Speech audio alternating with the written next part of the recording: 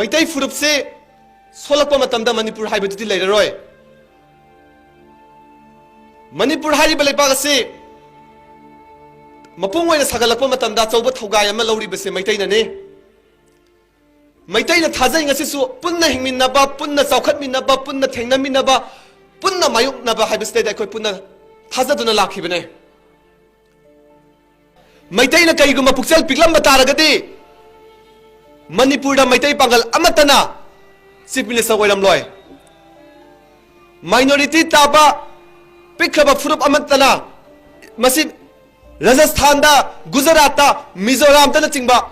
Makhoi Chief Minister do minority dagi oiba yagadra Manipur dagi oiki Manipur gi Chief Minister Risang Kaising da oiki ba yauki Masina takpade Maitai Furup se apun bai punna hingminnaba punna chaukhatminnaba haibasida aduma aikoi thajaraga aduma lakli haibasine aikoi na ningsingadabade 1947 da aikoi gi oiba British ki makuttagi 14 August ningkha tamaba matungda aikoi gi oiba lengang lol ama semjarasi haidana semna nabagi dama Manipur State Constitution haiba ama Manipur gi chatna pathap ama aikoi semjaki Madu sema matam dudaida Maitai khaktana sem kiba nate Maitai pangal gidagi Maula Bikaji Wasulla yauri Maitai Bamondagi Dwijamani Sarma yauri TC Tiangkham Paite Masa yauri Thangkhonpau Kipjen Thadau Kuki Masa yauri Daiho Mau Masa yauri Teba Kilong Kom Masa yauri Mayam Uncle Suisa Haraga Khangnaba R Suisa Tangkhul Naga yauri Samaina Tawdana Apun Manipur Furup Kanglup Singh Punna Hingminaba Manipur Amagi Mayol Chongna Nabagi Damakta 1947 da Aikoi Gaba Constitution Amakak Semjakibane Adugamba Constitution Semlaba Matungda Aikoi Goiba Lengalol Ama Lainanabagi Damak Aikoi election Pangthuoga 1948 Aikoi election tawkhibane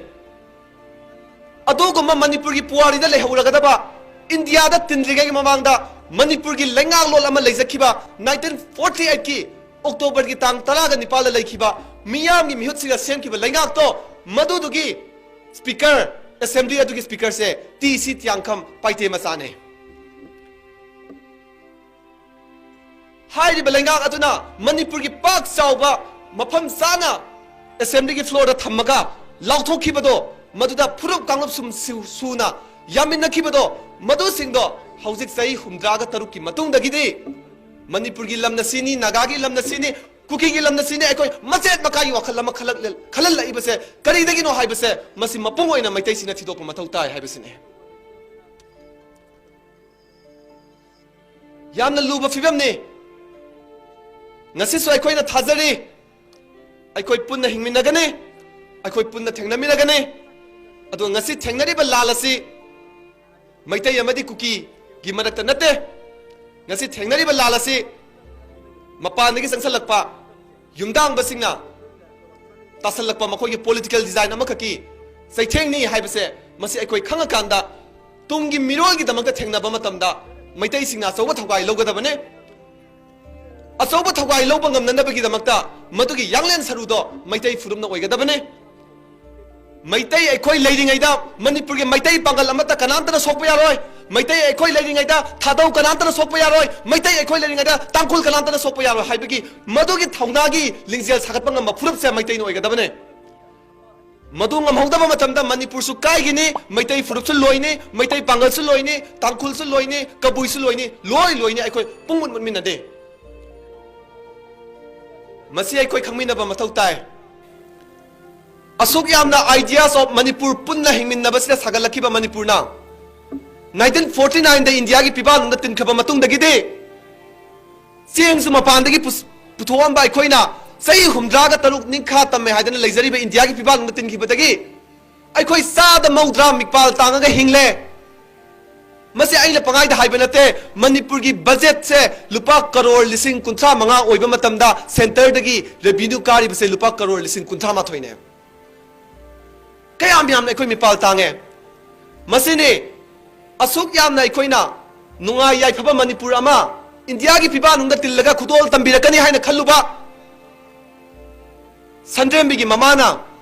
Saisagi mamadagi Thaibong thadarakani haidana mit sejet usalaga Thaibong thadarakpa ngairingaida Thaibongi mahuta lin noina thadarakpado adumaina tawdana aikhoisu saukhatpa Manipur ama khudol tambirakani haidana asa thamurakanda Thaibongi mahuta ngasidi miyan mipuna thanba isagi yumda lanjenaba khunaya moina khudol tambirae Masi kari dagino hojiksu law mapu yongna tali yumdang basingna kainai Yong tanyen dai koi masen khanari hojiksu yong tanyen tawba leptri adubu ai koi dasu isana thazariba hanuba hanubina isana thazariba panado thazadabida yong singna haiba wa mayam ka thazarudana yong na areng mapan thazalamaga ai koi leng chatparo admai tawdana mitop sina wa haiba wa se ai koi lisang sina thazaru dai koi Mitoki yakada mitoki makong kondo lisang sin ai koi hinglue ai koi isana isagi masak khangudre aduna loisalakpa matam dadi yong singna haiba wa do thazaru badagi ai koi lengli madugi saitheng dai koi nangli masigi saitheng sing asigi kokna na bagi lambi di hanuba hanubina hentak saraga kokpugumna ai koi gi manglu raba ai koi gi root culture ai koi gi suba nomak kan bagi chanabi ai koi gi phurup khulai kan bagi chanabi Aikoi amana amagi mateng pangnabagi chanabi amana amabu singthanaba social discipline leiba adugumagi chanabi aikoi na mirai ru hairi baduguma henta ka pangkhak oiraba aikoi na saludraba lisat sing isagi iramdangi pothok season naraga sauthok sabagi chanabi masigumba kaya singasina hanuba hanubigi lengba phabado admai tawdana aikoi su isana isada thazaba thamlaga isagi laigang lol akanba ama leiraga mapangal kangama laigang lol ama semaga isagi phurukki mapangal kangkhat halaga aikoi yong singse lisai parga tanban maina aikoi tanki gani haibudune makhaliba sisu aikoi ngasai su haikre aikoi kham thengna mipal tangle mating leina leigadaba mapangal kanna leigadaba phurup aikoi kham thengna mipal tangle ngasai su thambikhiba center da chada maudradi mipal tangaga hingli aikoi chada tara khaktana aikoi chalai jari asigumba phurup asigumba khunai sina mating leina ko hingbangam gaduribra masing su yamjakhidraba imungda mathan da pokpa ngakta ngairaba asigumba phimam asida su amu Manipur gi chingmai singda mayai ka basinjak sing pak sana thakre hojik 2018 dagina hojik phawda Manipur leingakna Manipur gi chingmai singdagi Popi pambi yanthale na hairi base ekar lising taraga nipan ga satuk lomni asigumba ekar lising taraga nipal ga satuk si ekar ama thaba matamda sel oina lupa lak taruk lomdi phange hairi sendong oina ado ekar lising taraga nipal ga satuk ni Manipur da tharam li base ado su Manipur na mangan gi base ado bo mangan da ba masi mangan li base sa da tara khaktane haidana musu hairi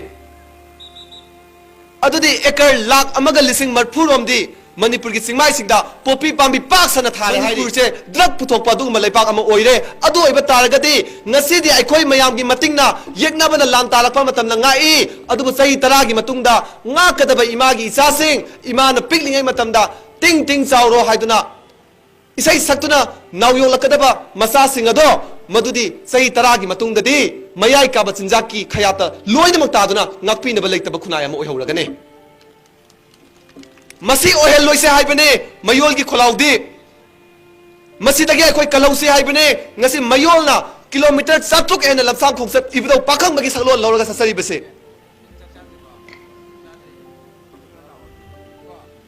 masi akoi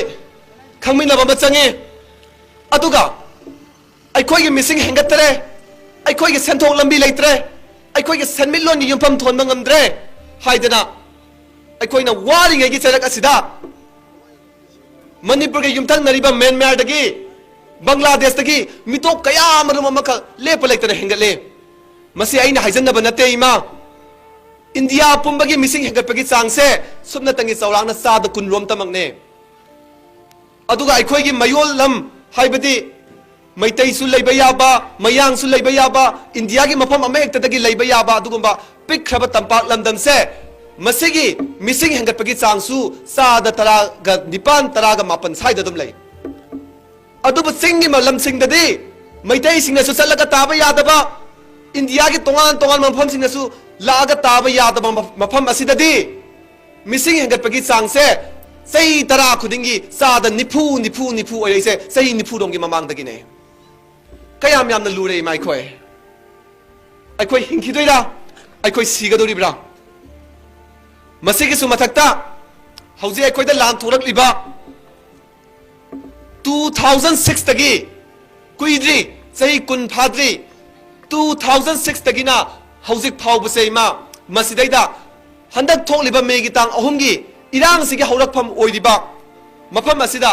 खुन मसिंग सामगा निफुगा निपान मसिंग हेंगले कांगपोक पीसिदैददी खुन सनीगा तरागा तरेत मसिंग हेंगले मसी लंगमैदोंग सिदा थोकद्रा मसी थौबाल थोकद्रा मसी लमसांग थोकते मैतै सिंगना ताबा मफम सिंगना मदु खुन हेंगतपगी वाफम थोकते यामना तांगना अनौबा खुनौ थोकपा हाइबसे यामना तांगना थोए अदुबु सही कुन असिदैददी सुरासानपुरदा खुन चामगा निफु निपान हेंगतख्रे कांगपोकपीदा सनीगा तरागा तरेत हेंगतख्रे खुन ओइननी खुन Namda yum Sunny सहुम तादोइने मसी खतना सोमु लोइदे मखा तारकपदसु खुन समापनगा हुंबु तरुक अमसु थोई मसिबु रिकॉग्निशन पिबियु हाइदुना हौजिक हौजिक मणिपुर लैंगाकता से थारगा लैरि बेबा खुन समापनगा यांखै तरुक हाइबा खुन समापनगा यांखै तरुक से मसिसु अमु अतै मफमदो ओइदेबा थौबालदो ओइदे इम्फाल ईस्ट दो ओइदे इम्फाल वेस्ट दो ओइदे कक्सिंग दो ओइदे हाइबा मफम से अमु सुरासानपुरदा खुन सनीगा मरफु माथोइने हुजे हुजे रिकॉग्निशन पियोदा थाराइसे कांगपोकपीदा चहुमगा निपाने सांदेलदा सनीगा मंगानी टेंगनौपलदा चामगा कुंथ्राने हाइबा खुनसिंगसे मसी मैतै सिंगना ताबा नमना ताबा खुंदामता नते मैतै पांगल सिंगना ताबा खुंदामता नते मसी नागा सिंगना ताबा खुंदामता नते कुकी सिंगना ताबा खुंदा गाक्तनेवा कई मरमगी दमक्तनो कुकी सिंगना ताबा खुन सिंगसिदा अंगक पफंगना मसिंग हेंगलकलिबसे मसिना तागले मदुदी अखोइदा मितोकी इचाव अमना अखोइ लाखतले हाइबसिनी मा मदुगी चैथेंगना होजे अखोइना नंगलिबसे नोंमै काफदी ngasi ahinga lekhiba yai lephangiba yai tawbatabu masi sina sai taragi matungda kungi matungda oheugadaba manipur dudi nongmai gi landu de khoi mising khara khat siba yai mi sama sigiba yai chani sigiba yai adubu masi dagi sai taragi matungda oheugadaba manipur dudi pungmot mutpa manipur amo heugane manipur du su lekhidaba yai aduga ai khoina su punna hingminna basida thajaduna lakpane ngasi maitai ai khoina thengnari basisu लाना संगसल लकलीबा अदुगुंबा मितोप सिंह मदुगी खयातगी हान लैखिबा थादौ cookie Singh हान लैखिबा पाइते सिंह हान लैखिबा मार सिंह कनबगी थौदांग सिमसु अखोई याउरी हाइबसे हान लैखिबा मार Singh नसु खंजनबा कानगने wifi नसु खंजनबा कानगने पाइते नसु खंजनबा कानगने थादौ नसु खंजनबा कानगने मदु नतबिदा युमदांग बसिंगना incel लकांदा मखोई थौनसिना मखोइना चलगा मखोइना पानगनी मैतैगी मतकता लान तारगा मखोइगी मंगलाल ओइदिबा जालेंगम सेंगबनी हाइबा तारगदे मंग खनबा नत्रा तोप लंबी लेरोय मैतैददि अतै अतै वाफम खुदिबा अखोइ लोइनमक याबा याय अदुबो अपुनबा मणिपुरगी सक्तमना सिंगनरकपा तारगदे अखोइ मदुदैददि मदुगी वाफम अदुदैददि अखोइ मंग खनबा नतना अतोप लंबी लेरोय हाइबसे मणिपुरदा लेमिनरिबा अखोइ फुरब कांगु खतनतना इंडिया खतनतना मालेंगी लैपा खुदिमंगसु खंजनबदा कानगनी हाइबसिने हौजे अखोइगी लिंजेल से मपुंग ओइना यलोमी कन्ननबगी दमकता संगसलिबा मैतैना यांगलेन सलु ओइरगा मणिपुरगी दमकता संगसलिबा इहौ खोंजंगसे मसे अखोइ हेना सेसना संगसनमिनरगा हेना अपुनबगी Pongal सागतमिनरगा मालेमदा Lakpa सिंगनबा खुदिमा अखोइ मायोक नगनी हाइबगी फिरेपसे ngasi su ai koi kaudre ai koi lep ki kane